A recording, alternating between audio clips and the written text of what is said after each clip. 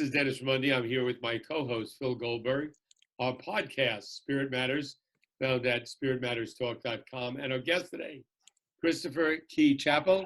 He is the Doshi Professor of Indic and Comparative Theology at Loyola Marymount University in Los Angeles, where he founded and currently directs the Masters of Arts in Yoga Studies.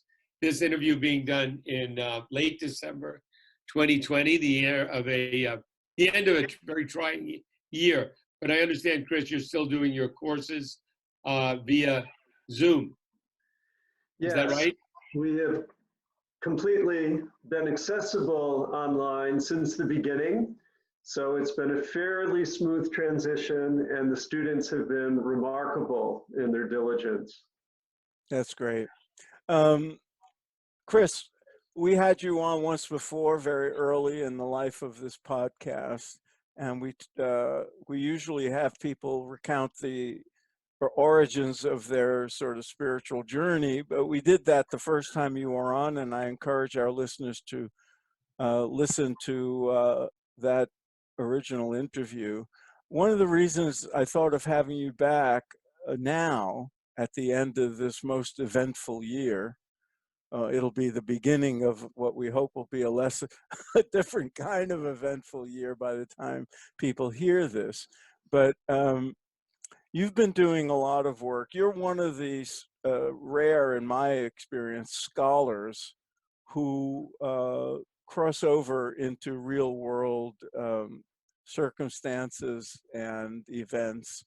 You've been doing a lot of things having to do with the ecology and climate change, especially in your field of study as it relates to theology and matters of spirit. So can you give us a little background on how you came to that, what seems to be a passion of yours?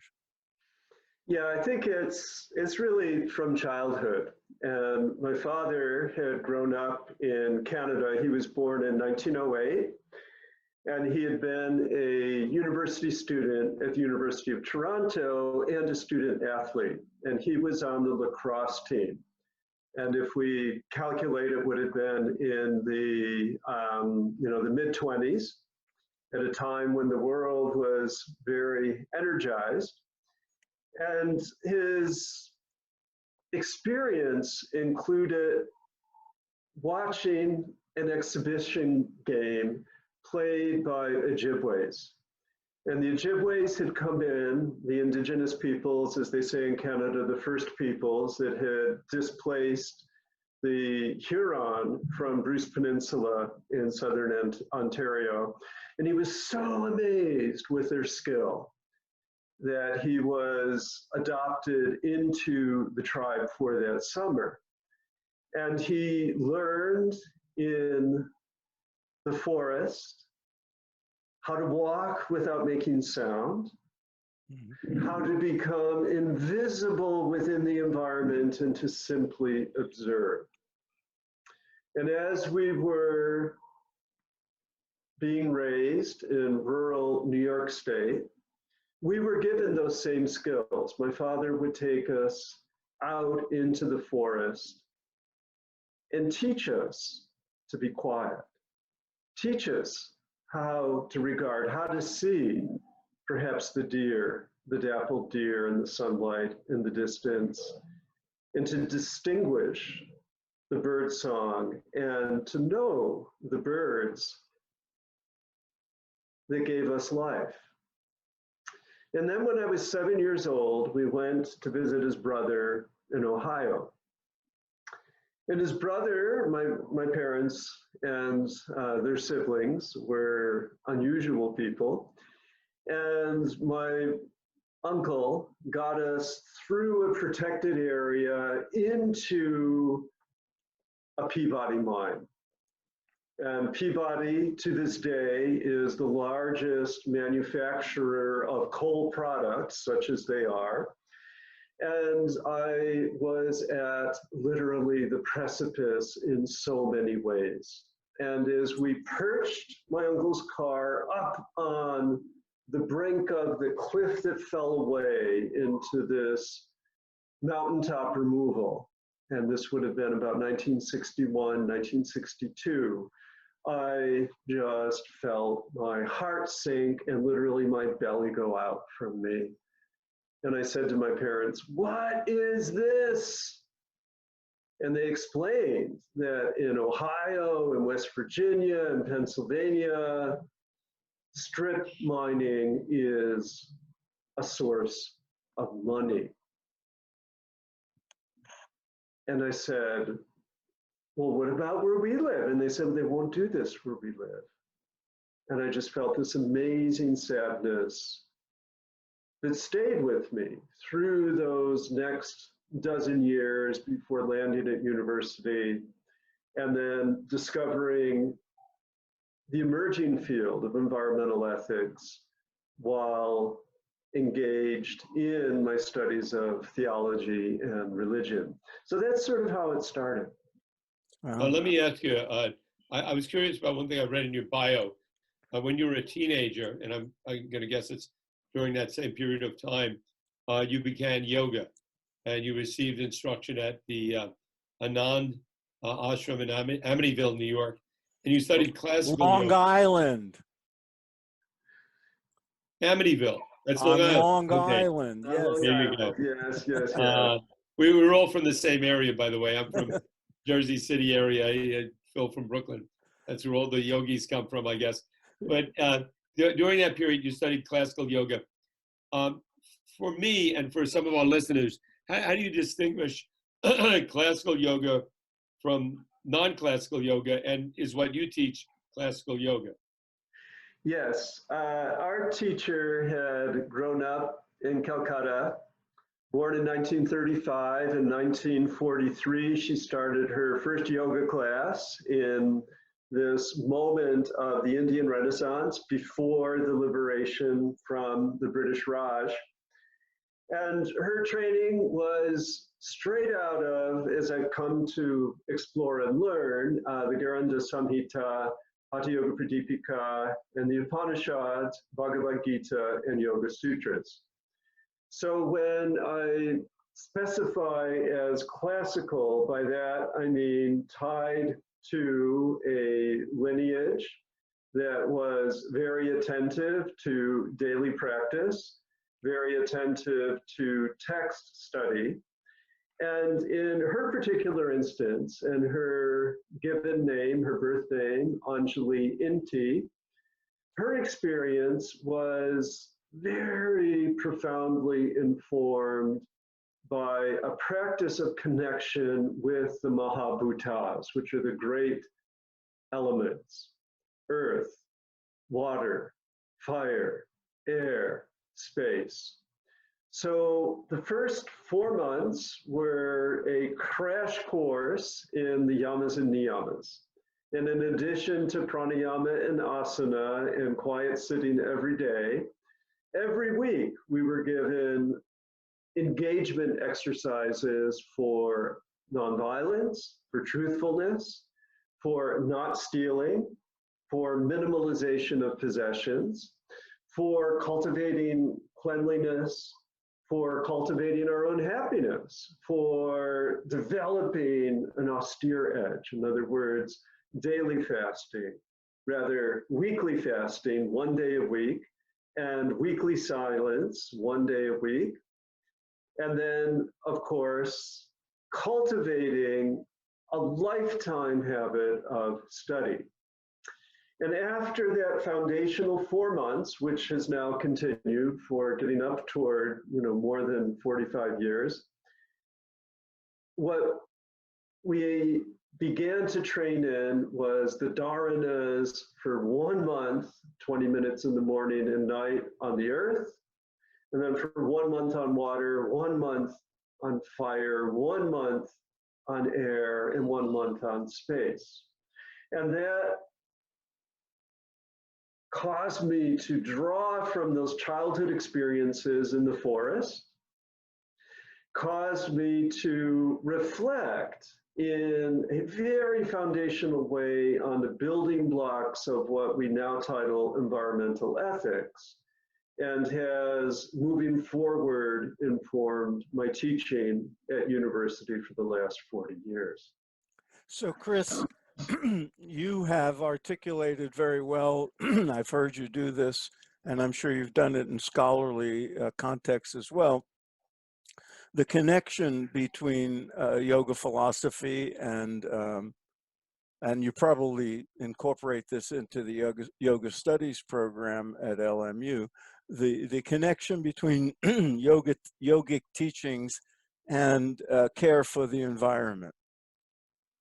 Do you also look at the theologies of other traditions and how they either support or contradict that? Because we're in a world where, well, you know what I'm getting at. So how do you associate the different traditions in this regard?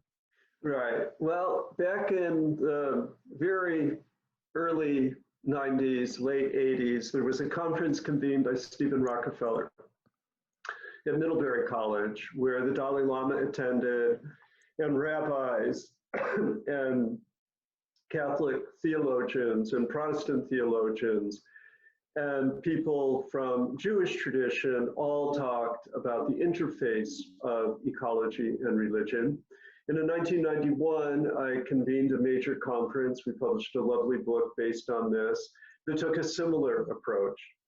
And then in the late 90s, at Harvard University Center for the Study of World Religions, my colleagues who I trained with at Fordham University implemented the first of 12 conferences where we took scholars and religious leaders, first from Buddhism, and then we made our way through. I organized the conference, co-organized Hinduism, organized Jainism, and conferences on Confucianism, Taoism, Christianity, indigenous traditions, the list, Judaism, Islam.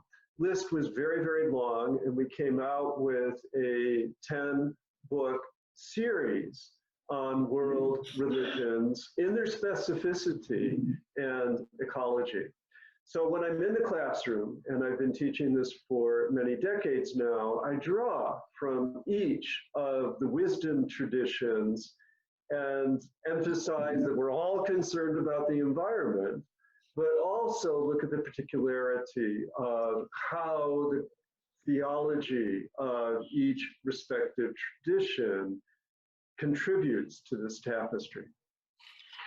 I was going to ask, when I got involved with meditation, with yoga, back around probably when you did, maybe early 1970, most of the people going to it, myself included, the major component was self-development. And one of the things I've noticed over the years, and there's articles that have come out recently and over the years about it, is there's a certain amount of narcissism associated with spiritual development in what would be called the New Age traditions in the United States, anyway, or worldwide. And it's here and it isn't there. And I mean, one of the reasons I started was, for me, another was the emphasis on how it would bring world peace and all. I'm very curious, because I don't have as much contact with college students as you do. They come in now and they're going to take a course in, yoga. And do they come in because they want to feel good? Do they come in because they feel, do they make any connection to the environment? And whatever the answer, do you make those connections or work with them to make those connections in the classroom? Very, very much so. And it's so interesting, because when you use the word narcissism, or we even think of solipsism, and we think of the human as defining all that is good, and this particular human, whoever it may be, being the most important part of the universe, that's all true. It's all true that we are, at our core, inseparable from the greatness of the world. And as we, through meditation and through the refinement that comes with yoga, we also feel this incredible sense, first of connection and then of responsibility. And what we know now in higher ed, students are acutely feeling the pain, feeling the dystopia of climate change, feeling the dystopia of the sort of disconnect that they feel from their own bodies as the media and social media in particular governs their self-image. And what I've seen with students and what we know from the literature, the studies of college students today, is that their levels of anxiety, their levels of stress are very, very, very high. And this sort of 60s concern about alienation is not as tempered as it was with this idealism that somehow we're going to let this old society go and we're going to create a new culture. And the whole countercultural idea was really exciting for many young people in the 60s and the 70s. And then once the capitalism of the 80s took over and the information control of the 90s took over, the kids got squeezed out. And their humanity really took a hit. So what we're discovering, and we, you know, some of these kids grew up with yoga and their mother made them do it. And it's now become so mainstream. What we're able to do is to show them that there are connections with potential solutions. And it's so invigorating and exciting to be with these young people. I've had students who are engineers that have created water treatment systems that have been put into use in parts of Africa that really, really struggle with clean water. I have one student who went back to Bangalore, and anyone who has been into these countries such as India and Indonesia that are just swimming with plastic waste. And she has this whole remarkable website and really a grassroots movement to solve the problem of solid waste disposal in South India.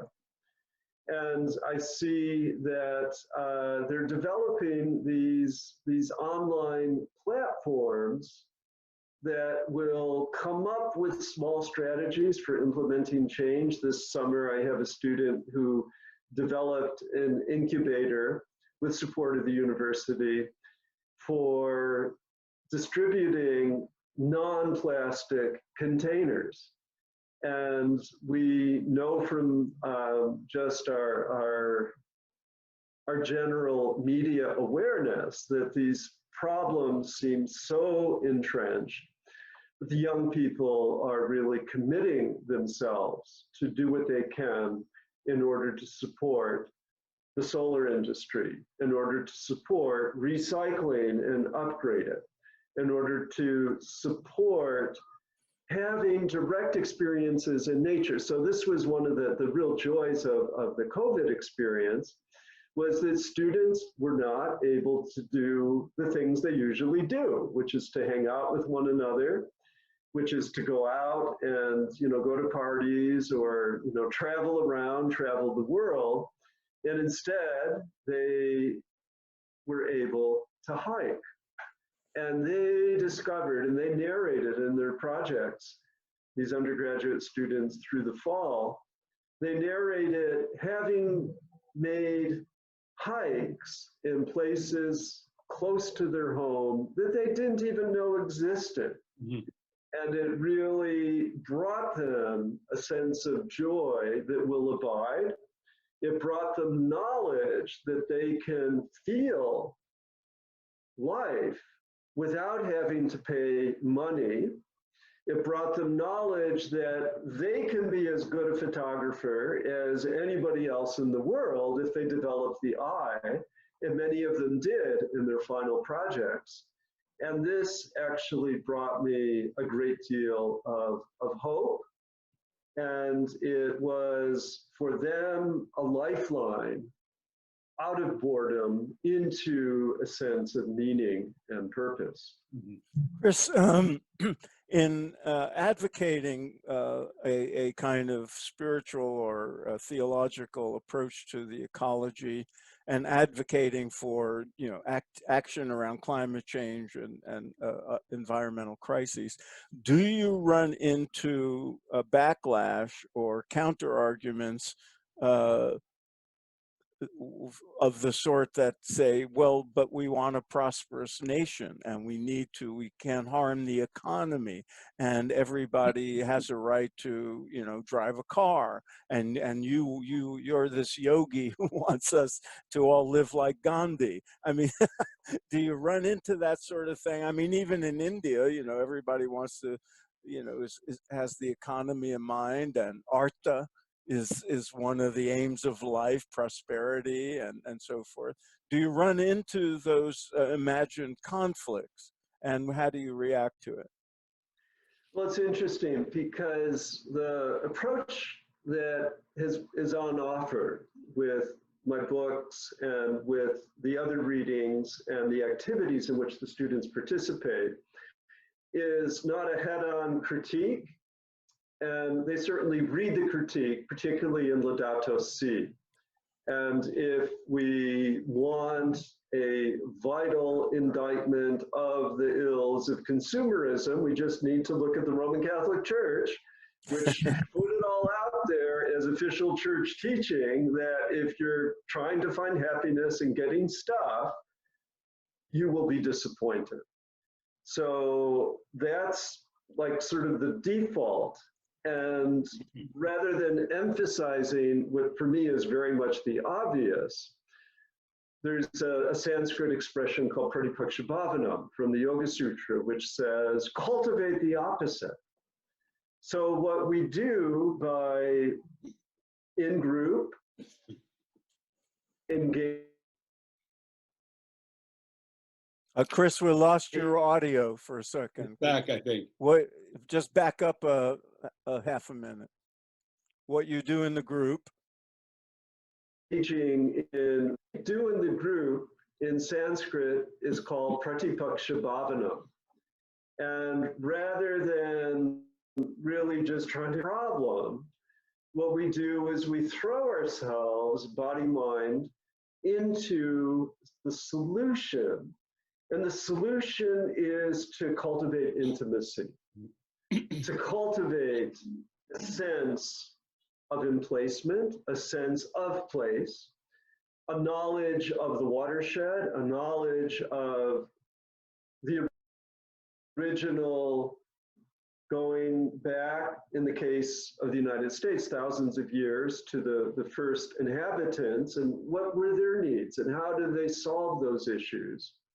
And with the close down of so many distractions, the students have really taken to this. They have so enjoyed this access to their own body and breath, access to listening and observing the birds in their neighborhood, watching the seasons change. And this is not controversial. It's simply beautiful, a celebration of beauty. And whereas the students would say, well, but we really need, and then they're realizing that all the stuff that they thought that they needed, that they've had to set aside, they can develop a new relationship with as the world reopens. Phil, do you want to wrap it up? Well, I had a couple of things in mind to ask Chris. I was looking at the your recent articles, and in addition to being amazed at how prolific you remain, I see a couple of titles stood out at me. One was Ecology in a Time of COVID, and another was The World's Religions in a Time of Pandemic. Obviously timely stuff that was published within the last year. what was the emphasis of these, and what perspective are you bringing to I mean, they're two different articles, but I'm sure there's a commonality. Yeah, it's really a threefold analysis that begins with the microbial. And in traditional cultures, they knew about germs. In fact, there were inoculations for hundreds of years, particularly in Africa and India, against smallpox. And this respect for the microbe we see in the wearing of face masks that goes back thousands of years in India. Wow. We see it in the filtering of water, which again goes back thousands of years in India. And it is also to be seen in the saying of namaste, whereas there is a restraint from touching the other. So the very, very small has been with us. If I could interject, I think the handshake is going to disappear, and we're going to see more of this, for sure. And maybe, what about the touching of the guru's feet? I wonder if that will be effective. It could be. Maybe within one's pod, you can still touch your parents' feet in India, right? Yeah. So then the second is the interpersonal. And we saw with George Floyd and Breonna Taylor, this welling up of the human heart. And all through the world, people pouring out onto the streets, saying, let every human have dignity. And for this, I retrieved the writings of Mahatma Gandhi. And what grounded Gandhi in his remarkable and important work was daily reflection on the last 18 verses of the second chapter of the Bhagavad Gita, which is about finding equanimity. And by developing equanimity, and by examining all of those forces that dislodge ourselves from our equanimity, we must grapple with racism. We must grapple with that all too human proclivity to other the other. We must back away from those impulses, interrogate those impulses, study and learn. Where did this notion of whatever the category of person may be, where did this come from? And be honest with our own responses, and then do what we can in order to, in a sense, inoculate ourselves against otherism. And then the third, so we went from small to the human body, and then to climate change.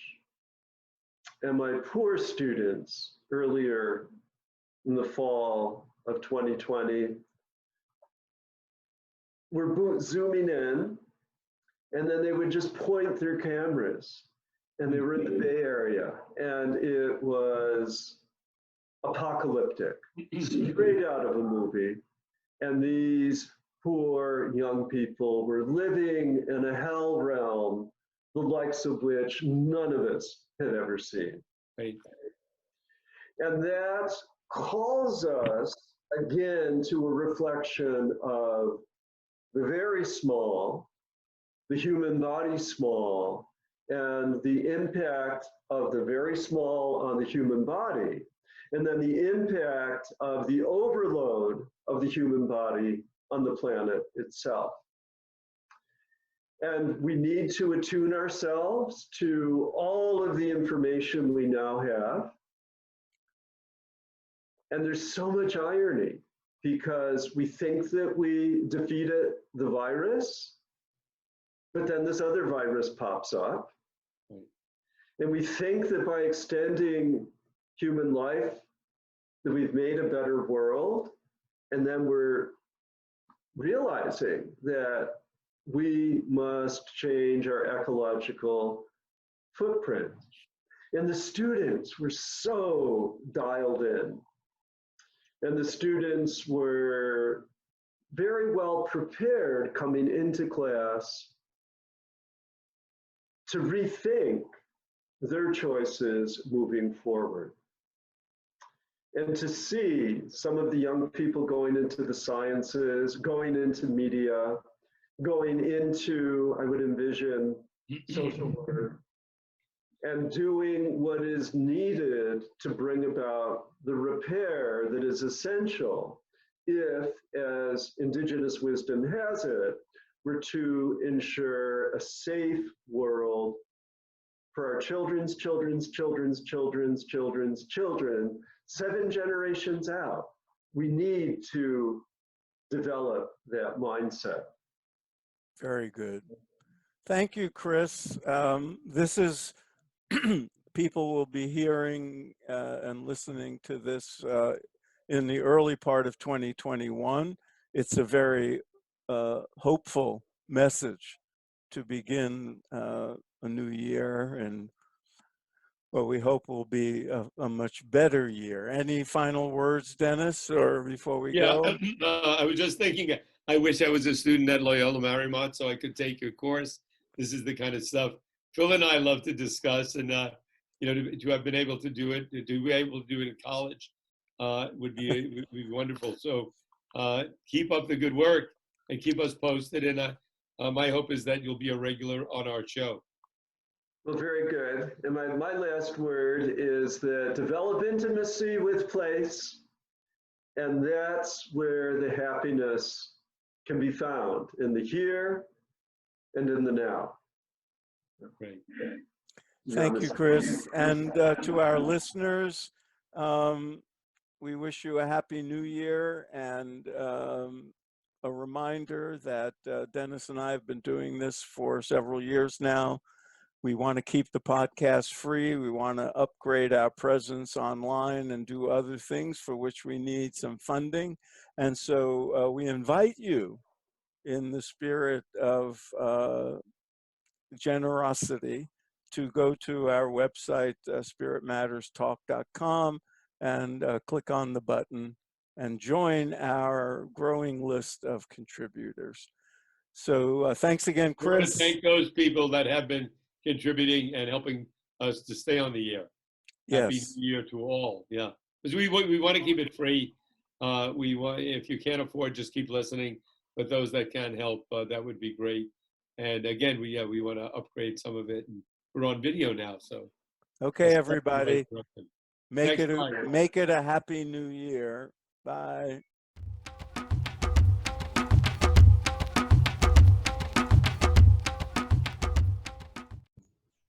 Phil, that was Chris Chapple, a fascinating guy. We had him on once before, a return guest.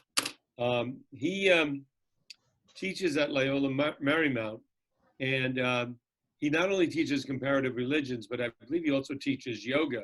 So that must be somewhat of a unique position. I don't know many schools that have that. Well, the first time we had him on, I think it was not long after the master's degree in yoga studies was initiated. He founded the program. And at the time, I don't know if it still is, but it was basically the first master's degree in an accredited university in yoga studies. And it was, quite a thing for him to be able to do that. Before that, they had a certificate program in yoga studies. They also have a certificate program in yoga therapy. They train yoga therapists. So he's been able to do an awful lot in introducing Hindu theology and yoga philosophy and yoga practices into this little Jesuit university in LA. It's just been really terrific, and they have programs that are open to the public, so people in LA get to participate as well. Right. The Jesuit tradition, which is a order of priests. I don't think there are Jesuit nuns in the Catholic Church.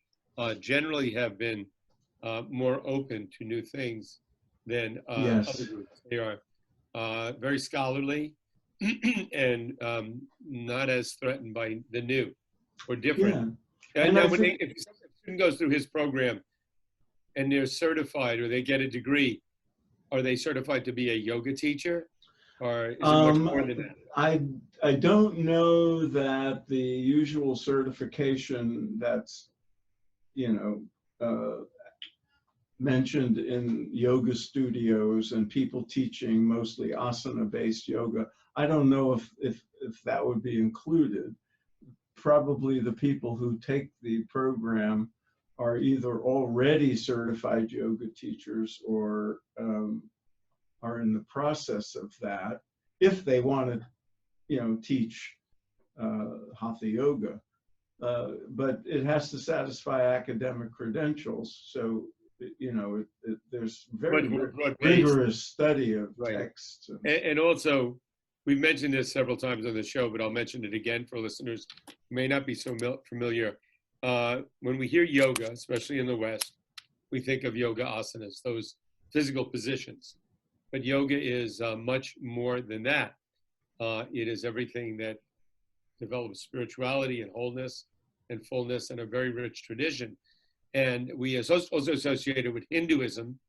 But my understanding is yoga postures came along quite late in the game in terms of, and there's some, I think, differences of opinion. Yeah, as to there are. yoga asanas came into being.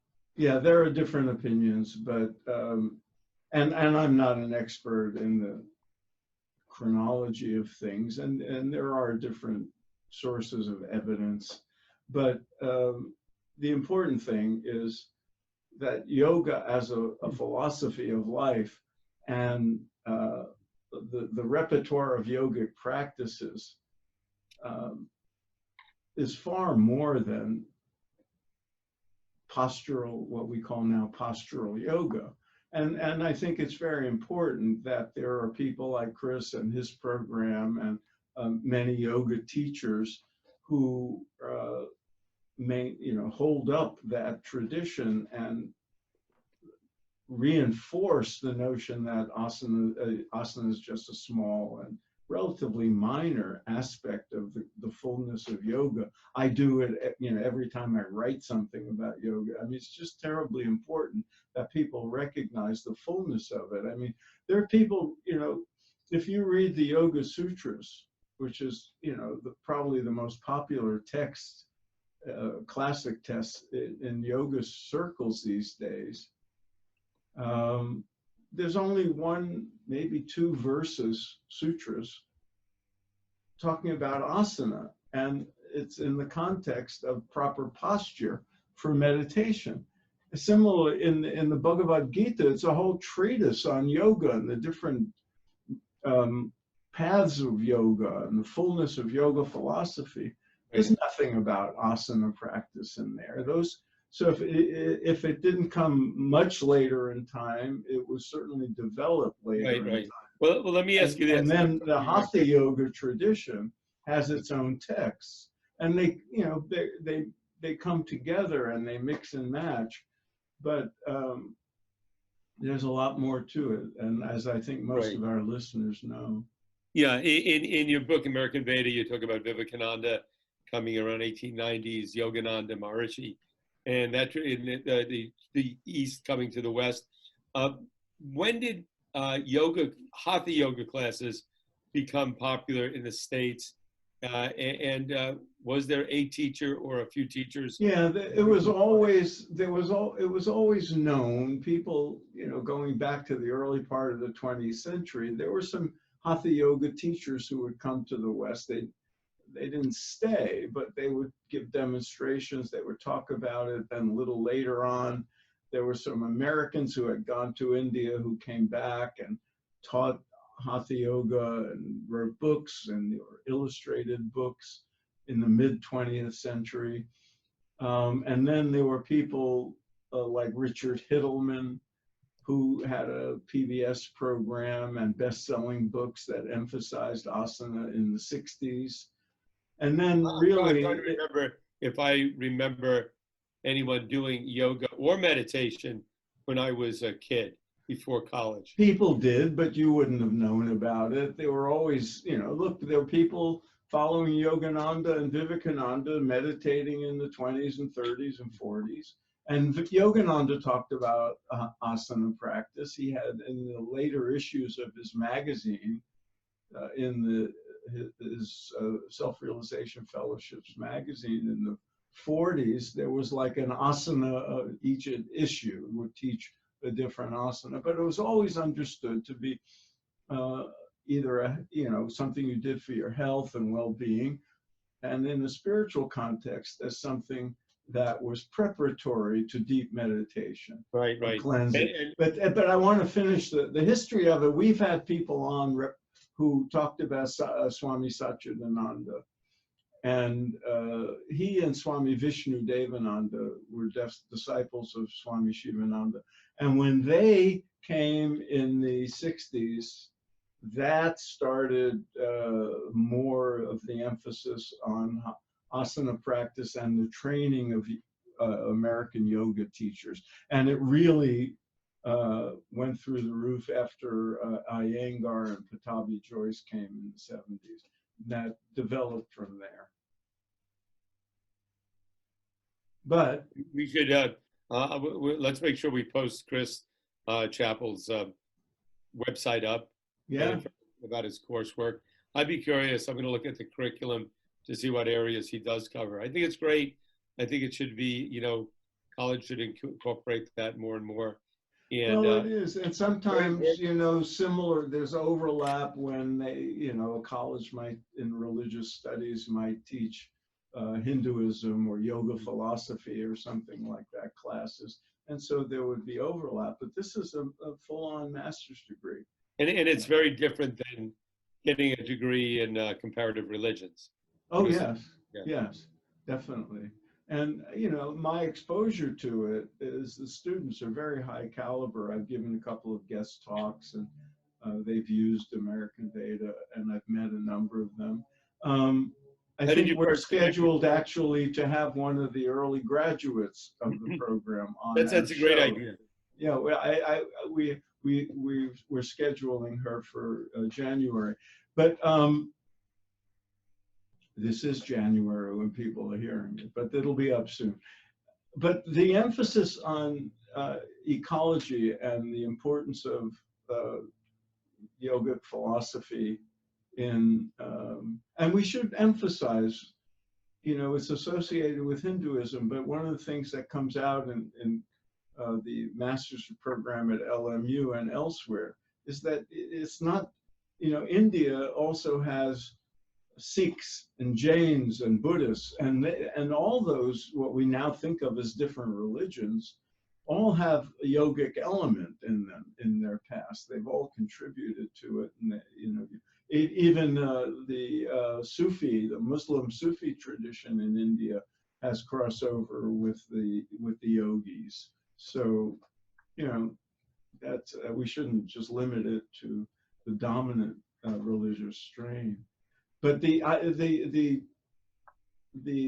importance of the spiritual perspectives on the ecology and environmental crisis is to me terribly important. Certainly a terribly important antidote to some of the